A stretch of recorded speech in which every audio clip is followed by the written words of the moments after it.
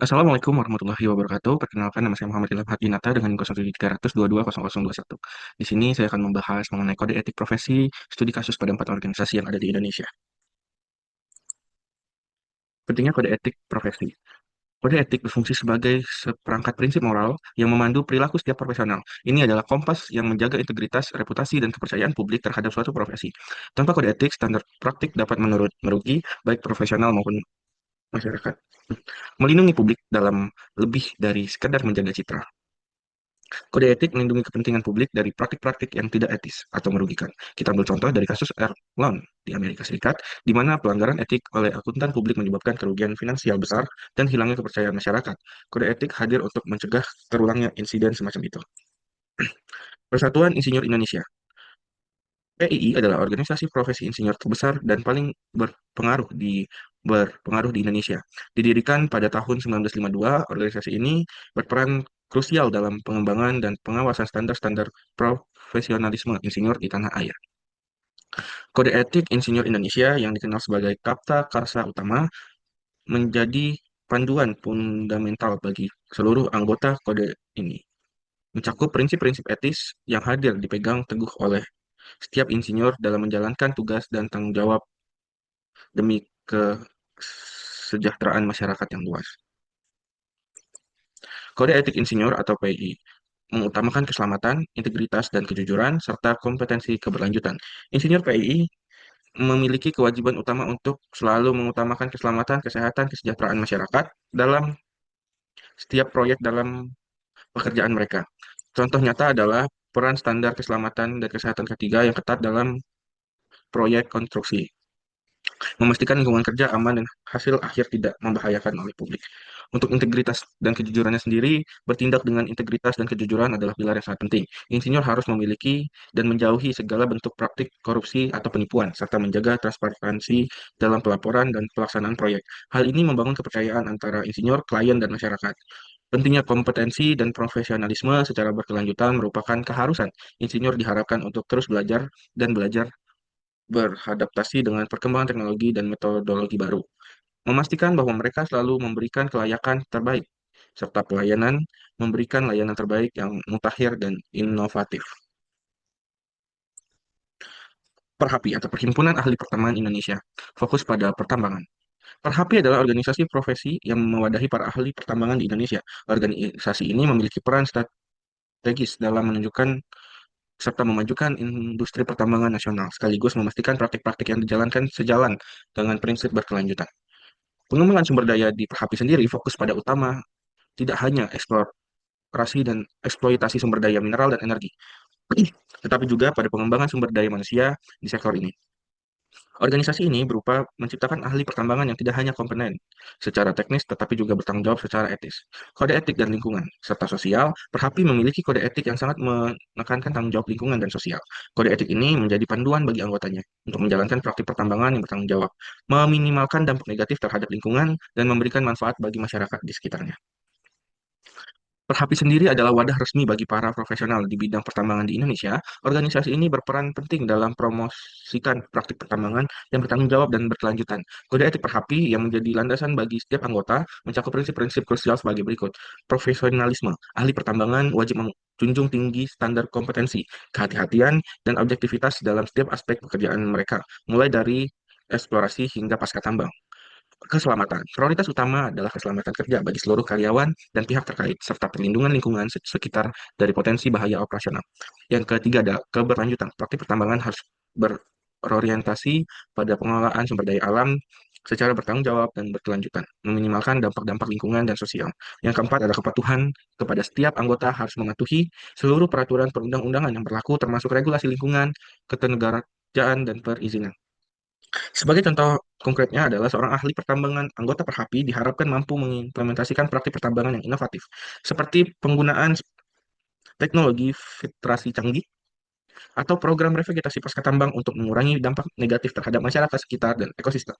Ini adalah ekosistem bagi bukti komitmen Perhapi untuk berhadap pertanggungjawaban terhadap pertambangan dan keberlanjutan. Kode etik Perhapi di sini ada tiga. Yang pertama ada praktik berkelanjutan, kedua ada konsultasi masyarakat, dan yang ketiga ada transparansi operasi. Anggota Perhapi wajib menerapkan praktik pertambangan yang berkelanjutan dan ramah lingkungan. Ini mencakup penggunaan teknologi yang efisien, pengelolaan limbah yang tepat, dan upaya mitigasi dampak lingkungan seperti terlihat pada program reklamasi lahan pasca tambang di Kalimantan Timur yang berhasil mengubah area bekas tambang menjadi kawasan hijau produktif. Yang kedua ada konsultasi masyarakat, keterlibatan dan konsultasi dengan masyarakat lokal di sekitar area pertambangan adalah hal yang fundamental. Ahli pertambangan diharapkan mendengarkan aspirasi dan masukan-masukan masyarakat, serta memastikan bahwa kegiatan pertambangan membawa manfaat yang adil bagi masyarakat, bukan hanya dampak negatif saja. Yang ketiga adalah transparansi operasi. Transparansi operasi pertambangan sangat ditekankan. Ini termasuk pelaporan yang jujur, tetapi tentang produksi, tentang dampak lingkungan, dan alokasi dana CSR. Keterbukaan ini penting untuk membangun kepercayaan publik dan menghindari konflik kepentingan yang merugi semua pihak. Yang ketiga ada Ikatan Ahli Geologi Indonesia. Ikatan Ahli Geologi Indonesia adalah organisasi profesional yang mengenai pada geologi di seluruh Indonesia. IAGI memiliki peran vital dalam pengembangan ilmu geologi dan penerapan untuk kemajuan bangsa. Kode etik IAGI menjadi panduan moral bagi anggotanya dengan fokus pada berbagai nilai penting. Yang pertama ada keilmuan, yang kedua ada integrasi ilmiah, dan tanggung jawab sosial serta kerahasiaan untuk menjaga kerahasiaan informasi sensitif yang diperoleh selama menjalankan tugas profesi, seperti data eksplorasi atau informasi geologi strategis lainnya. Penegakan integritas sendiri, anggota IAGI harus selalu menjunjung tinggi objektivitas dan kejujuran dalam kegiatan setiap interpretasi dan data geologi. Peningkatan keilmuan, IAGI mendorong para ahli geologi melibatkan dalam penelitian dan publikasi ilmiah yang berkelanjutan, serta kontribusi sosial geologi memberikan rekomendasi yang berdasarkan data akurat untuk mitigasi bencana alam seperti potensi gempa bumi atau longsoran. Sebagai ilustrasinya, seorang ahli geologi akan dengan cermat menganalisis data seismik dan topografi untuk memberikan rekomendasi mitigasi bencana alam seperti penentuan zona aman evakuasi atau zona aman evakuasi atau desain bangunan tahap gempa yang akurat dan terpercaya demi keselamatan masyarakat. Yang keempat ada APindo atau Asosiasi Pengusaha Indonesia. Adalah organisasi yang mewakili kepentingan sektor swasta di Indonesia. APindo berperan penting dalam menciptakan iklim usaha yang menciptakan iklim usaha yang kondusif dan etis. Kode etik Apindo mengatur perilaku anggotanya dengan fokus pada beberapa prinsip penting. Yang pertama ada persaingan sehat, yang kedua ada ketenagakerjaan, yang ketiga ada tanggung jawab sosial, dan yang keempat ada kepatuhan hukum. Sebagai contoh, seorang anggota Apindo tidak hanya fokus pada profesi serta profit yang ingin didapatkan, tapi juga aktif menjalankan program pelatihan dan pengembangan keterampilan bagi tenaga kerja lokal di sektor profesional bisnisnya. Hal ini tidak hanya meningkatkan kapasitas tenaga kerja, tetapi juga berkontribusi pada pembangunan ekonomi daerah secara berkelanjutan. Persaingan sehat, pengusaha harus menjalankan bisnis secara adil, transparan, dan menghindari praktisi monopoli atau kartel yang merugikan para konsumen. Yang kedua ada tenaga kerjaan. Hormati hak-hak pekerja, menyediakan lingkungan-lingkungan kerja yang aman dan kondusif, serta bertanggung jawab memberikan kontribusi positif bagi pembangunan ekonomi dan sosial masyarakat melalui program-program PSR, dan patuh terhadap hukum mematuhi seluruh peraturan perundang-undangan yang berlaku. Peran kode etik profesi adalah memegang peranan krusial dalam membentuk landscape profesional dan berintegrasi secara terpercaya. Lebih dari sekedar aturan kode etik adalah aturan kode etik adalah kompas moral yang membimbing setiap langkah seorang profesional. Yang pertama ada menjaga profesionalisme dan kompetensi. Kode etik memastikan bahwa setiap anggota profesi mempertahankan dan meningkatkan kualitas layanan yang mereka berikan, menjamin bahwa mereka selalu berada di garis depan pertahapan dan keterampilan bidangnya. Yang kedua ada meningkatkan kepercayaan publik terhadap profesi. Dengan ada kode etik, masyarakat dapat merasa lebih aman dan percaya bahwa para ahli serta para ahli profesional yang bertindak demi kepentingan terbaik mereka menghindari praktik yang merugi atau tidak etis. Yang ketiga ada mencegah terjadinya pelanggaran etik dan konflik kepentingan. Kode etik atau berfungsi sebagai rambu-rambu yang jelas, membantu anggota profesi mengidentifikasi dan menghindari situasi yang dapat menimbulkan konflik kepentingan atau tidak ada etis. Yang keempat, ada menjadi pedoman bagi anggota organisasi dalam menjalankan tugas profesi. Dalam situasi dilematis, kode etik menyediakan kerangka kerja yang jelas untuk pengambilan keputusan yang etis dan bertanggung jawab. Implementasi dan penegakan kode etik.